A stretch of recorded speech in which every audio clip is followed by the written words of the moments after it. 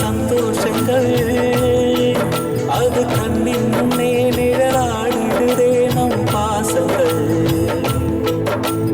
மெழுகாய் உருகி ஒளியை தந்து எனக்காய் வாழ்பவனே ஊரறியாது உறவும் அறியாது உயிர் பெரியும் வேதனை அன்பாலை கூடு கட்டி வாழ்ந்த இடத்தை விட்டு தனியாய் போவதுங்கே பல பாசம் செய்ததை மோசம் என்பதா பதில் யார் சொல்வதுங்கே இருப்பதை கொடுத்து விட்டு கிடைத்ததை வாங்கிக் கொண்டு இதயத்தை தவிக்க விட்டு போவதெங்கே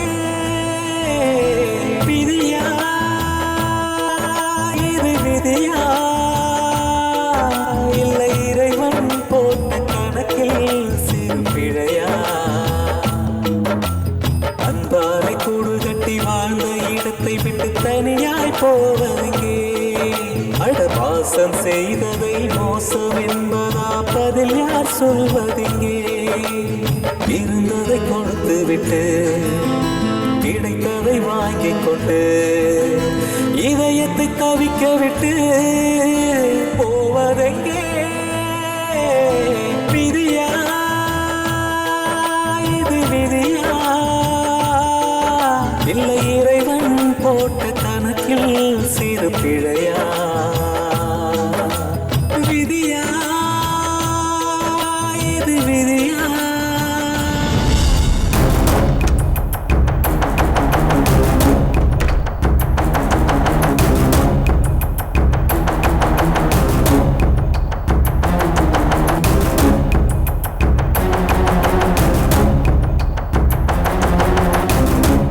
லைட் போட்டு போயிருக்கா.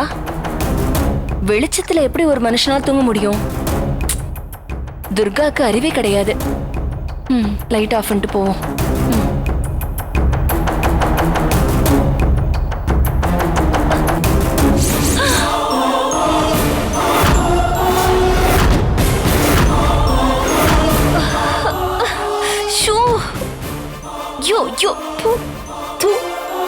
என்ன அக்கிரமம் இது?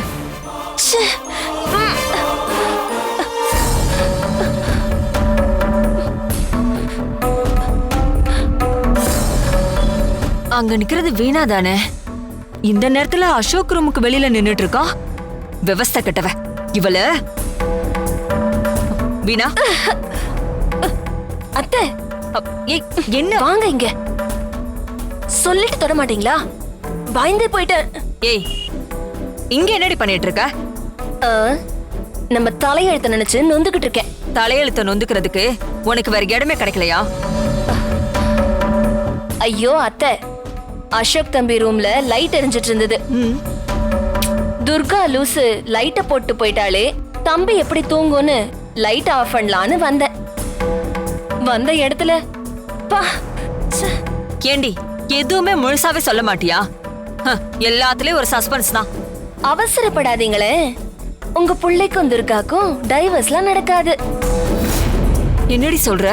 வேணும்னா ஜோசியரை கூப்பிட்டு சாந்தி முகூர்த்தத்துக்கு நேரம் குறிச்சு அதுக்கு ஏற்பாடு பண்ணுங்க. ஒடியே, எதுக்கடி வயித்துல புளிய கரைக்கிற? சீரியஸா தான் சொல்றேன் அத்தை. உங்க மருமகளுக்கு வளகாப்பு நடத்தி பேரம் பேத்திய கொஞ்சிக்கிட்டு பாட்டியா சந்தோஷமா இருங்க. கோபத்துல ஏதாவது சொல்லிட போறேன். விஷயம் என்னன்னு சொல்லு. சொல்லணுமா? சொல்றது என்ன, காட்டுறேன். வாங்க வாங்க அத்தை. ஏய் பாருங்க. ஐயோ பாருங்க அத்தை.